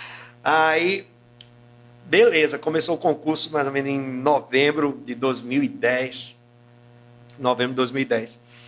E eu não me inscrevi. Eu disse a Deus, eu não vou me inscrever. Aí quando, nem espero, quem estava no programa, Beto Hora, quem estava no programa como convidado, né? Sim. Fernando Ângelo, quem estava no programa, aí começou. E eu vendo os imitadores, aí toda vez que passava um concurso, os caras me diziam, rapaz, tu visse o programa? Cada imitador ruim, rapaz. Se fosse tu já estava ganho ali. Sabe aquela coisa que doía na alma, né? Mas eu disse a Deus que eu não vou me inscrever. Nunca mais ia me inscrever. Assim, eu vou manter essa. Aí quando foi um dia eu estava indo para Maragogi. Aí um telefone de São Paulo. Aí, Marlon, oi, sou eu. Disse, tudo bem? Disse, tudo. Aqui é o Carlos, eu sou da Rede Record e a gente quer falar que você foi selecionado para o concurso do maior imitador do Brasil. Nessa época, tinha um amigo chamado Bolinha, que é o Márcio Nhonho, que é o Márcio Bolinha, né? Que é faz o Nhonho da turma do Chaves do Brasil, e ele passava muito trote para mim de onde ele estava. Ele passava muito trote. Aí eu já tinha caído nos 4, isso é o Márcio. Sim, aí eu comecei a dar corda, né? Dar corda, sim, como é esse negócio? Ela disse, não, então, a gente quer combinar com você para você vir para o concurso. Para a gente vai ser uma honra muito grande. Eu disse, beleza, faz o seguinte, esnobando mesmo, cara. Mande um e-mail para mim eu vou analisar e eu lhe retorno, porque eu estou na estrada agora e talvez não tenha sinal. Aí pronto, desliguei. Beleza, quando eu desliguei, aquele negócio aqui. Mas, rapaz, estava tão real. E de onde ele estava, ele ligava com o telefone de lá, né? Estava tão real que eu acho que não foi o Nhonho, não, né? Pega ali, quando eu cheguei... Pode pegar, pode passar para ele. Quando eu cheguei... Quando eu cheguei lá no hotel, eu fui olhar o e-mail, né? Aí tinha um e-mail que eu fui olhar, o timbre da Record. Aí deu aquela frisa, rapaz, eu esnobei o cara. Será que é verdade? Mas eu não me inscrevi. Aí eu disse, olha, daqui a umas 2 horas você me liga. Aí o cara ligou. Aí o cara ligou assim, rapaz, então, olha só, deixa eu dizer uma coisa. Primeiro, foi o Márcio que pediu para você ligar para mim. Ele fez, que Márcio? Eu disse, não, aqui é o Carlos, da Record. E eu, certo, quero. Aí eu comecei a, assim, cair a ficha, né? Aí eu disse, mas eu não me... Aí só, vou ser sincero, é o seguinte, eu não me inscrevi. Assim, você não se inscreveu, mas a gente viu seus vídeos no YouTube. Assim, e a gente saiu pesquisando e chegou em você. Chegamos em você. Eu e você. Assim, tem certeza, sabe? Os vídeos que tem lá no YouTube são cada vídeo ruim. Eu disse, não, são bons, são exatamente no que a gente está procurando. E eu sem acreditar, né? Assim, então tá certo, faz o seguinte. E quando isso era na segunda-feira? Quando seria a gravação? Quarta-feira. Quarta-feira, você deixa eu olhar aqui. Aí eu estava livre na quarta e quinta. Na sexta eu tinha evento. Eu disse, olha, eu posso ir na quarta, mas eu tenho que voltar na sexta até no máximo meio-dia para cá, para Maceió. Aí se olhou aqui e disse, não, tudo bem. Me passe seus documentos, assim, a gente vai passar o voucher. Isso por e-mail. A gente estava no telefone e já passou por e-mail, né? Que ele já queria falar por e-mail. Aí eu passei os documentos, tudo isso. Cara, deu 5 minutos, chegaram os vouchers. Mas, rapaz... É verdade. É verdade. E agora? Eu disse, o que é que eu vou fazer lá? Aí sumiram os personagens todinho da minha mente. Vou tudo embora. Levou o HD todinho, o cara fez, hackeou meu... Rapaz, o que é que eu vou fazer? O que é que eu vou fazer? Isso. E aquela preocupação e pronto, aí tinha que fazer o show, desconcentrado no show.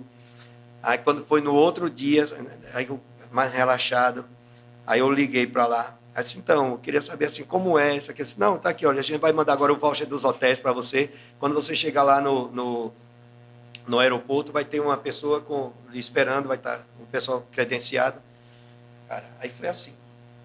E eu mantive a promessa de não me inscrever. Foram 630 inscritos, como diz a história, mas na real foram só 629. Entendi. Porque eu não me inscrevi, eu fui como convidado. E no caso, é um propósito de Deus mesmo, né? Porque propósito realmente de Deus. Vieram até você, né? Não foi Isso. você que foi até ele, é isso?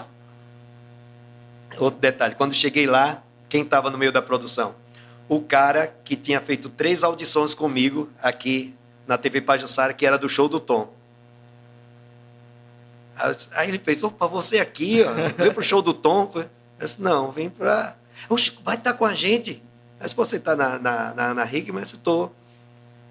Rapaz, e outra coisa, eu fazia o teste lá, aí via todos os meus colegas indo, se apresentando, né, no Show do Tom, show de humor, né?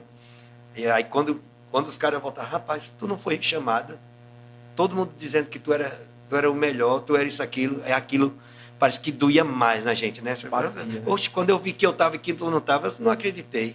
Aí você ia desanimando, né? Parecia que era... Não, frustrava. Mas aquilo que você disse, se naquele momento, por exemplo, se era uma prova de Deus comigo, funcionou. Porque eu cheguei assim, acho que num momento de raiva, que eu disse, também daqui eu não dou mais um passo. Só que quem é o dono do chão é Deus. É verdade. A gente faz os planos, né? Ele é quem... Então, exatamente que E se não fosse para ser, né, você não teria ganho o concurso, não é isso? E fui. E quando eu via, só na minha como é que a gente chama? Na minha tabela de imitadores, bicho, tinha imitadores que eu olhava daqui, que eu era fã, era referência, assim, eu olhava assim, rapaz, eu vou estar com o Antônio Celso, eu vou estar com o Rodrigo Zaca, rapaz, cara, e eu olhava assim, onde é que eu vou me igualar com esses caras? Olha como a gente vem, e até na Bíblia diz assim, né, que assim, ó, daqui de onde a gente estava, a gente parecia gafanhoto, e de lá de onde eles estavam, eles viam a gente do tamanho de gafanhoto, que eram os espias, né? Sim. Né? Aí, mas era isso, cara. Aí quando eu passei na primeira fase, que eu vi 2 que saindo de lá, um forte e um mais ou menos, Que tinha, que na bateria da gente tinha os potes, eles sabiam equalizar muito bem. Aí, quando saiu um forte, aí eu fui para a segunda. A partir dessa, quem passar dessa já vai para a final. Aí que eu passei para a final, que eu já garanti 10 mil, eu disse, pronto, já estou garantido. Mas, cara, foi incrível. Eu, assim, e o bom é assim, o meu trabalho é pautado em princípios e firmeza. Por que princípio e firmeza? Porque o princípio é aquilo que mais aproxima você de tudo. Tudo. É verdade. Né? Mesmo assim, mesmo nessa divisão que a gente está vivendo no momento. Quando eu falo de política, religião, futebol e palavrão, é porque isso divide. Futebol divide, política Sim. divide, religião divide, palavrão divide. E naquele propósito estava o princípio, ele une. Sabe por quê? Porque você pode dizer para ele, olha, eu gosto disso e você não gosta. Eu também não gosto de coisas que você faz, mas isso não impede que a gente conviva bem. E outra coisa eram as preferências, assim, princípio e o lado. Tem gente que a posição é ser oposição.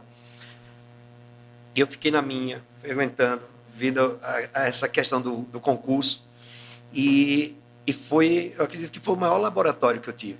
Eu já tinha ido no Faustão, já 4 vezes, não, 3 vezes, e fui mais 3 vezes depois do concurso Maior Imitador do Brasil, como convidado já também.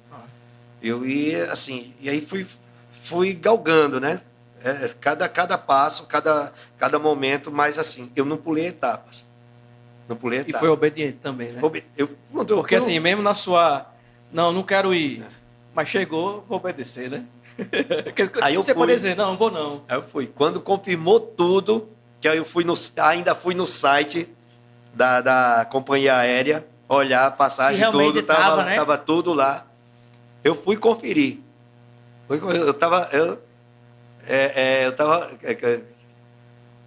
Eu não sei se é o contrário ou se eu estava bereíta. Quisera que os de Tessalônica fossem como os de Bereia, né? Que, por exemplo, os de Tessalônica você chegava assim, o bom é isso. Pronto, ali era o bom. Era o teque-teque. Os bereanos eram os leitores. Os bereanos, quando você dizia assim, peraí, vamos aqui, vamos para a lei. Olhava assim, desconfiado. Tá batendo. Epa, tá batendo não. Mas eu tava bem bereíta mesmo. Para quem está respondendo, é coisa de Bíblia, viu, meu amigo? Aí, pronto, aí foi isso. E fui o único que seguiu todas as regras. E eu só não continuei seguindo as regras quando o diretor chegou para mim e disse, olha, eu queria que você fizesse isso, mas a regra não é essa. Não, pode fazer. Qual era a regra principal? Nunca repetir personagem. E eu tinha personagem para mais. Fui fazendo. E os outros não. Aí teve um que ficou só no Tiririca. Teve um que ficou só no Zacarias. Teve um que ficou só no Michael Jackson. Né? Aí você não é maior imitador? Porque assim, ali denominava o quê? O melhor. Porque o maior é amplo. E o melhor, você é o melhor imitador nisso. Você imita melhor o pato do que ele. Esse aqui imita melhor a galinha. A galinha, pronto. Esse bicho é todo... Apalei pro lugar dele, Que nem aquela história, né? Sabe, meu marido está aqui com raiva, porque ele não come língua de boi. Aí ele preferiu, porque está na boca do animal, ele está comendo ovo.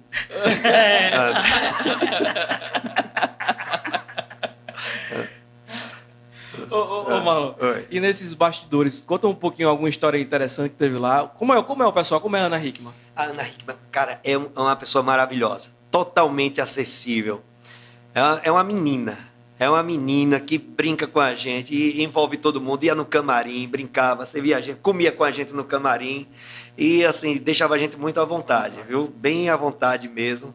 E assim, o camarim, se tudo que acontecia no camarim, nos bastidores, fosse pro ar, o programa ia ser 10, ia dar 50 pontos acima de qualquer outra emissora.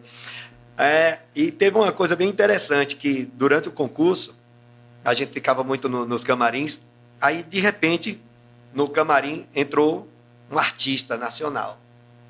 Aí, quando esse cara entrou, aí todo mundo travou. Disse, olha quem está aqui. Fulano. Aí ele começou... Nos bastidores tu vai falar quem é, né? Hã? Nos bastidores tu vai falar quem é. Eu falo.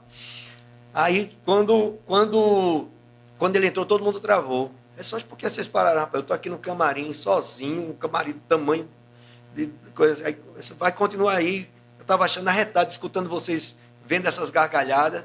Vamos lá, rapaz, aqui está até mais quente que lá o ar-condicionado para uma pessoa só. Aí a gente começou, mas não era mais a mesma coisa. Aí ele está comendo com a gente já, isso, aquilo. Hoje eu posso dizer que é um... Pronto, de cachê é o maior. Pronto. Aí, vamos lá. Aí ele começou a falar com a gente. Aí ele olhou assim. Disse, rapaz, que massa, viu, a vida de vocês. Aproveitem, viu? Aproveitem. Agora deixa eu fazer uma pergunta. Vocês estão se preparando para ter sucesso?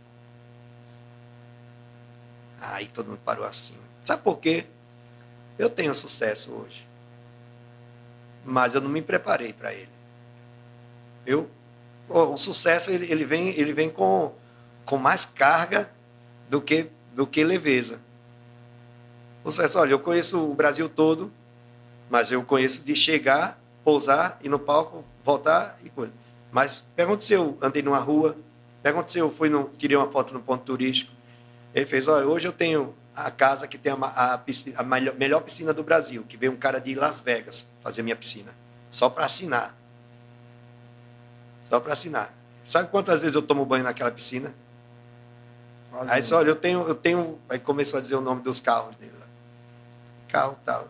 Sabe quando eu posso andar nesses carros? Às vezes é de madrugada, às vezes assim. Porque só quem tem esses carros no Brasil sou eu, fulano e fulano. Então, se é lá na minha terra, sou eu. Aí todo mundo vai atrás. Eu gosto muito de um cachorro quente, um dogão, que chama um podrão que tem ali. Mas para eu comer, ou eu tenho que mandar buscar, ou eu tenho que ir na madrugada, ou isso. Cara, aí quando eles esperam, eu vou pular essa parte, porque é uma parte muito forte, que envolve medicação. Aí o que acontece? Ele deixou essa lição. Eu não sei quem daqueles imitadores pegou essa lição, mas eu peguei. E realmente é isso. Realmente é isso. Eles são os meus amigos. Para eu reunir um amigo assim, uma coisa assim. Às vezes os amigos de infância vêm até cismado para minha casa, que acho que nem sou eu, que eu não sou mais a mesma pessoa. Ou seja, o cara cheio de questionamento. Questionamento. Viu? Né? Você vê o Bel dizendo assim, para eu me divertir, eu tenho que ir para Miami. Você vê o Whindersson Nunes, para eu andar no meio do povo, que eu gosto de gente, eu tenho que ir para a Índia, para a Indonésia, eu tenho que ir para... Que vida, né? Realmente a pessoa realmente não está preparado para a fama, né? A fama. Porque é o seguinte, vai o Carlinho Maia, eu vou comer ali na praça da alimentação do shopping. Não come. É verdade. Não come. E se a gente olhar, assim, tem pessoas que têm muito menos popularidade do que eles, que já não têm mais essa vida. Eu digo isso porque depois que eu ganhei o Faustão, depois que eu ganhei esse concurso maior imitador, onde eu chegava, em qualquer parte do Brasil, alguém olhava para mim e reconhecia, já sentava, pessoas tiravam foto. Isso assim, eu ia para o Rio Grande do Sul, o pessoal já ia, às vezes estava no restaurante, aí o pessoal... É tudo isso. Isso eu estou falando uma proporção muito menor. Agora imagina isso. O cara ter um jato, por exemplo, eu tomei uma decisão há 7 anos, de não ter carro. Não ter carro, não tenho carro. Não tenho carro. Não me falta, na verdade, eu tenho mais de 215 mil carros, né? É só ir na locadora Aí o que acontece? E eu vou para onde eu quero. Vou para onde eu quero. Eu saio, às vezes eu saio do hotel, um dia de quarta-feira, aí tem um karaokê aqui na Jatiuca. Eu vou para lá e vou cantar. Fico lá no karaokê, naquela boa, no meio do povo. Quando eu subo os caras, pode não, você é profissional. Aí eu que sou profissional, tiro 24, 30. Aí quem não é 100. Só não tira mais porque só vai até 100. E isso é lazer, isso é saúde. Isso é saúde, é você ter as opções. Porque a partir de determinado momento você não é mais você é só um produto. Você é só um produto. Se você olhar esses grandes influencers, eles não são mais pessoas. Eles são produtos. E é isso que funde a cabeça deles. Eu quero ir, mas não pode. Porque aqui o contrato. Você vai quando eu deixar. Primeiro você vem aqui. É isso que eu ia perguntar. Em relação ao humorista. Porque, por exemplo, você é imitador, então não fica meio que a sua identidade não... como é que eu posso dizer? Não que você deixa de ser a pessoa que você é. Uhum. Mas você, às vezes, a sua mente não fica meio... Poxa, será que agora eu sou o Marlon? Por tantas vezes está imitando, tá... Eu viajei esse final de semana com 2 amigos e a gente foi para Piranhas. E a gente brinca muito. Brinca muito. Primeiro que eles são músicos também, né? Um é músico, é até meu produtor, é o Edivaldo Cruz Júnior, mais conhecido como Júnior Bola. E a gente brinca muito. Com tudo a gente brinca. A gente tá naquela 5ª série eterna, né? Que já levou pau na 5ª série. E eu digo a eles, Júnior, eu quero ir pro céu, velho. Quero ir pro céu, mas do jeito que eu tô, não vou conseguir. Do teu lado. Jesus, tomara que Jesus, pelo menos Jesus esteja rindo, né? Porque assim, a gente brinca muito, tem aquela... E eu disse exatamente isso. Bicho, eu preciso sair do palco. Mas esse palco que eu falo, não é o palco que me obriga a ir lá. E não sei se você já assistiu o filme do Elvis Presley, que Elvis foi praticamente condenado a trabalhar. Personagem. Todo. E incrível é que Elvis nunca fechou fora dos Estados Unidos. É interessante, né, pensar nisso, assim, porque você é um cara que vive eternamente no personagem, pô. Isso. Ele não tem uma vida... Tem dentro de casa, mas assim... Saiu na rua... Pronto, acabou. Aí, eu dizendo... Mas essa alegria é natural. É aquela alegria que eu trouxe da Fazenda Estrela, lá de Atalaia, do interior de Atalaia. E isso me faz bem. E eu, às vezes, agradeço. Uma vez um amigo perguntou, rapaz, tu não fica frustrado não por tu não ter aquele mesmo sucesso daquela época? Eu disse, não, porque eu aprendi a ter aquele momento do sucesso. Aquele momento foi um momento para que eu aprendesse ter firmado aqui. Tanto, o sucesso afeta tanto os 2 lados, que quando eu saía dos concursos, eu que saía atrás dos amigos para vai comendo, não, porque a gente achou que tu estava metido agora. Eu sou metido em quê? Metido em dívida do jeito que eu estou, quero pagar, quero trabalhar para poder a gente resolver se a vida. divertir mais. Marlon, se você pudesse mandar uma mensagem para o Marlon, lá atrás Do começo. qual seria a mensagem? Cara, isso... Eu vou falar uma coisa que parece até incoerente, né? Incompatível com o que eu falei. Eu diria assim, Marlon, administre mais o que é seu. Não deixe tanto sua vida na mão dos outros. Por mais que você confie, por mais que você ame, por mais que você precise, mas esteja junto, aprenda a administrar a sua vida. Porque é uma falha de muita gente. Muita gente que vai crescendo, aí diz, não, vou pagar pessoas para fazer isso. E a partir dali parece que você só entende da sua vida até aquele momento. Estou entendendo. Entendeu? E eu dei uma pausa muito grande e posso dizer a vocês, quando eu reconquistei esse poder de administrar o que é meu, o que eu conquisto, o que eu ganho, a coisa até... Foi forte essa pergunta. A coisa até toma outro rumo. Toma outro rumo totalmente. A gente... você imagina... Deixa eu te dizer uma coisa. Você recebe um salário. Sim. Você recebe um salário. Quando você recebe um salário, aquele salário é seu, mas ele tem que ser dividido por vários setores. Por quê? Porque você empreendeu naquilo. Agora, imagina você saber que nenhuma daquelas ferramentas era necessária, porque tudo aquilo só dependia de você. Aí agora, talvez você não ganhe nem tanto quanto você ganhava naquela época. E você faz muito mais. Você vive muito mais.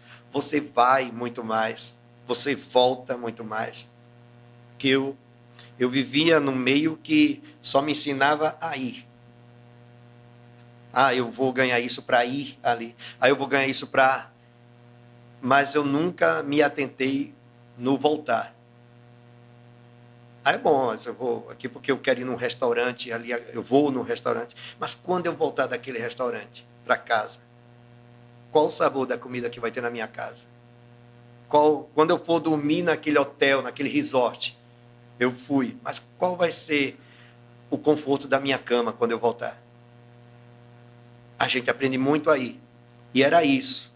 Eu recebi uma frase uma vez que dizia, olha, o seu negócio é ganhar dinheiro e a gente administra. E essa frase eu ouvi no filme do Elvis, que eu só faltei me ajoelhar no cinema para chorar, escondido. Porque o que eu chorei naquele filme, porque aquele filme falou muito com isso. E a mensagem do Elvis foi final, poxa, Elvis, você é o rei. Eu sou um rei. Eu sou um rei que está preso numa jaula de ouro. Meu Deus. Imagina, ele... É forte, meu irmão. E toda semana ele tinha que estar lá, no cassino de Las Vegas. Toda semana. Aparecia show, prêmios, isso, aquilo. Elvis nunca cantou, nunca fez show fora dos Estados Unidos. O cara que o mundo todo ovaciona ele. Agora imagina a infelicidade que não era. O cara saber que, poxa, eu posso ir para onde eu quiser, onde eu for. O mundo querendo ele. O mundo querendo o Elvis Presley. É isso. Por isso que muita gente às vezes se frustra, muita gente às vezes se engana, às vezes muita gente se ilude e adoece com essa coisa de querer tanto e quando consegue saber que aquilo não era tanto o que ele queria. Ah, é isso. Era só isso. O recado que eu dou para mim é administrar. É o que eu estou fazendo hoje. Eu diria isso, olha, no dia 5 de abril de 2025, vão te fazer essa pergunta. Eu estou falando agora, eu estou em 1971, quando eu nasci. Vão te fazer essa pergunta. Quando ele lhe fizer essa pergunta, você vai entender o seguinte, quando você tiver 30 anos, comece a administrar o que é seu. Nunca deixe largado na mão de ninguém. Aí você vai ter uma resposta para ele, o efeito borboleta. O que é que eu diria? Eu não diria nada, porque quando eu nasci, eu mandei aos 30 anos eu administrar o que é meu. E eu cumpri essa missão com ele. E hoje, eu não estou arrependido, porque eu estou muito além, porque eu cuidei do que é meu. Mas eu precisei dar essa pausa para saber o quanto eu sou importante, o quanto eu ainda sou valioso e o quanto eu ainda posso dar de contribuição para o humor, para a vida, para algumas mensagens em tudo que eu faço. É forte. E eu acho que também tem muito com essa conexão da identidade, né? Porque você acaba que acho que a palavra é essa, se prostituir. No sentido de vender a sua alma, porque na mão de pessoas, na mão de vender por dinheiro. E aí quando você perde a sua essência, e eu imagino que o seu maior conflito deve ter sido isso, você para com a sua arte, né? E lógico que as outras coisas acabam vindo por consequência, né? Uhum. De repente algo familiar, algo... Mas eu acho que Deus, ele permite também muita coisa acontecer para que a gente, né, de uma certa forma, tire uma experiência. Sim. E hoje, pessoas que estão assistindo esse podcast possam ouvir a sua história e dizer, poxa, eu não preciso passar para tomar essa lição para mim. Exato. Né? E esse é o nosso sentido. Elevar. Levar. Marlon, Só uma coisa assim, que você falou em prostituir. Eu já me prostituí na arte. E eu explico por que era prostituição. Porque assim, tinha uma época que eu era tipo melhor que vocês. Só que vocês trabalhavam mais do que eu. E vocês pediam menos que eu. E o que acontece? Peraí, se eu sou melhor que eles estão pedindo menos que eu, então eu vou pedir menos que ele para eu tomar o lugar deles. E teve uma época que eu E não me perdeu sentia espaço, bem em né? fazer isso, não perder, conquistar, derrubar, passar a perna, coisa assim. Eu já fiz muito isso. Mas quando eu descobri essa, opa, peraí, eu vou trabalhar para poder ter a opção de não precisar disputar cachê com ninguém.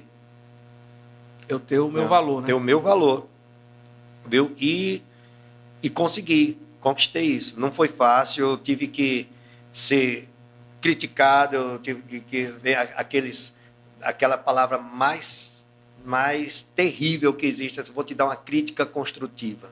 Ou é crítica ou não é, meu filho. Ou é crítica, ou é sugestão, ou não é. Não venha. Olha, e principalmente de quem nunca construiu nada. Nada. Aí o que acontece? Chegou esse momento. E quando foi na pandemia, uma das coisas mais difíceis que aconteceu comigo foi lutar para manter o meu valor, para manter o meu preço. Porque eu via todo mundo trabalhando, eu via todo mundo se submetendo por necessidade. Eu não estou criticando, pelo contrário, eu estou dizendo assim, de pais de família, de mães de família que tiveram que se sucumbir a isso para poder alimentar, para poder arranjar alimento. E o que acontece? E eu me segurei na pandemia, passando o mesmo que todos estavam passando. Mas só que o meu trabalho era diferente, meu trabalho exigia plateia. Quando eu via os músicos se apresentando, ao invés de me dar tristeza, me alegrava. Opa, pelo menos pessoas estão passando necessidade. Só que eles tiveram que se sucumbir. E eu digo até, tem lugares que até hoje, depois da pandemia, as pessoas não conseguiram voltar ao valor que tinha antes. Eu imagino. Não conseguiram. Infelizmente, tem os dois lados, né? O lado de quem precisa e o lado de quem se aproveita. É isso aí. Forte. E se você estivesse aqui no nosso lugar, qual seria a pergunta que nós não fizemos para você, que você gostaria de ter feito e também respondido? Pergunta. Na verdade, se eu estivesse no lugar de vocês, eu vou falar isso que não sou como soberba. Sim. Não sou como soberba. Eu olharia para vocês e diria assim, olha, eu queria muito, há muito tempo, dar os parabéns a vocês. Por vocês, apesar de tudo, não terem desistido, apesar de onde vieram, não terem permanecido lá, mas também não tenham perdido as raízes que vocês fincaram lá. Vocês eram improváveis.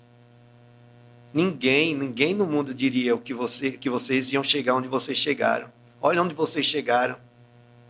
E quando vocês estavam lá, aquelas pessoas que mais disseram que você não chegaria, talvez por as que disseram, poxa, eu sempre acreditei em você. Ou então as outras iam dizer a você, olha, desculpa por aquele momento eu não ter acreditado em você, mas você deu uma grande lição. Eu quero parabenizar a vocês por não terem desistido e terem ido lá enfrentar os maiores que vocês achavam que eram maiores. Então, parabéns a vocês. Para finalizar, a imitação que lhe deu o glorioso título de o maior imitador do Brasil. Foram algumas, né? Vou tentar fazer a sequência. Tá. Acabei com tudo, escapei com vida. Tive as roupas e os sonhos rasgados da minha saída. Aí muda. And some say love is holding on, and some say making gold, and some say love is everything, some say never. I see trees of green, red roses too. I see the blue for me and you, and I think to myself, vou pedir pra você voltar, que beleza, au. Vou pedir pra você ficar, não é levar, eu adoro, meu amor, que beleza, au. Senhoras e senhores, Marlon Rossi conosco hoje. Que coisa linda. Suas considerações finais do pessoal que está em casa. Agradecimento a vocês. Que bom que vocês ficaram até aqui nesse momento. Que bom que vocês estão assistindo. Compartilha esse... Deixa seu arroba também, pessoal. Arroba Marlon Rossi. Rossi é com Y, viu, gente? Para não cair na arroba do Reginaldo Rossi. R-O-S-S-Y. Marlon Rossi.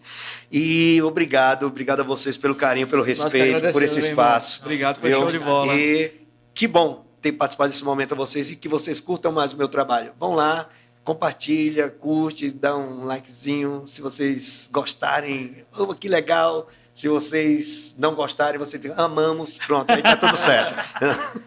Valeu, pessoal. Até o próximo. Elevar, E não esquece de curtir comentar. e compartilhar. Tchau, pessoal. Valeu, Marlon. Obrigado. Valeu. Valeu. Elevar.